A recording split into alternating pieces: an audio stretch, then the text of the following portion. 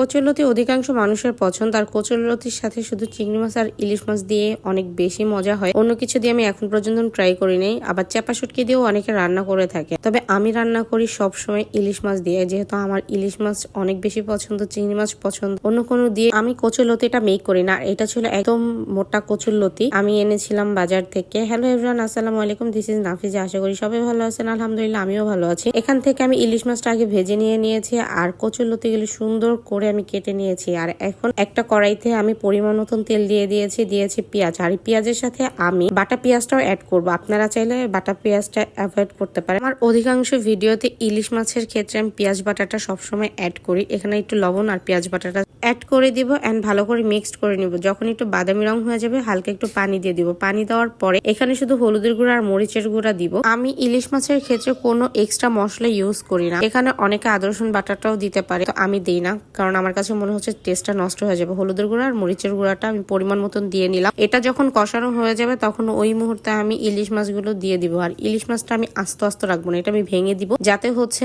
মিশে যায় আর মজা লাগে। আপনারা চাইলে অনেকে আস্তেও দিতে পারেন, কিন্তু আমার কাছে ভেঙে দিলে জিনিসটা অনেক বেশি মজা লাগে। তার চেয়ে মজার কথা বলি, কচুরলতি হচ্ছে আমার আস্তর থেকে একদম যে মাখা মাখা যেটা করে ফেলে ভেঙে চুরে, ওই কচুরলতিটা আমার কাছে অনেক বেশি পছন্দ। এরপরে আমি ভেঙে চুরে দিয়েছি, এরপরে ভালো করে এখন কষিয়ে নিব। যখন কষানো হয়ে যাবে ওই মুহূর্তে আমি কচুরলতি গুলো দিয়ে দিব। আর কচুরলতিটি আমি সুন্দর করে ধুয়ে নিয়েছি। এরপরে এখন আমি নাড়া দিয়ে দিব, ভালো করে এপিটোপিট করে নাড়বো যাতে মশলা একটার গায়ে আরেকটা লেগে যায়। এভাবে করে নাড়া দিতে হবে। নাড়া দিয়ে আমি একটা ঢাকনা দিয়ে ঢেকে দিব। তবে এইভাবে আমাদের বাসায় কচুরলতি রান্না করে সবাই অনেক বেশি পছন্দ করে, মনে হয় 3-4 প্লেট করে ভাত খেয়ে ফেলে। এবার ঢাকনা দিয়ে ঢেকে ফেলেছি। এর ভিতরে কয়েকবার নাড়া দিয়ে দিয়েছি ঢাকনা তুলে। এখন আরেকবার ভালো করে নাড়া দিয়ে দিব। দেখেন অনেকটাই কমে গিয়েছিল, যখন ফার্স্ট টাইম দিয়েছিলাম তখন মনে হচ্ছে কচুরলতি এই কড়াইতে আটবে না। দেখেন এখন অল্প হয়ে গিয়েছে। এরপর আবার ঢাকনা দিয়ে ঢেকে দিয়েছি। ঢাকনা এখন তুলে নিব। অনেকটা তেল ভেসে চলে এসেছে, কিন্তু আমি কিন্তু এক্সট্রা ওইভাবে কোনো তেল দেই নাই। যা তেল দেওয়ার তখনই দিয়ে দিয়েছি। কিন্তু এটা তেল যখন ভেসে চলে আসবে তখন এটাকে আস্তে করে উল্টিয়ে পাল্টিয়ে দিতে হবে। যদি বেশি নাড়াচাড়া করা হয় তাহলে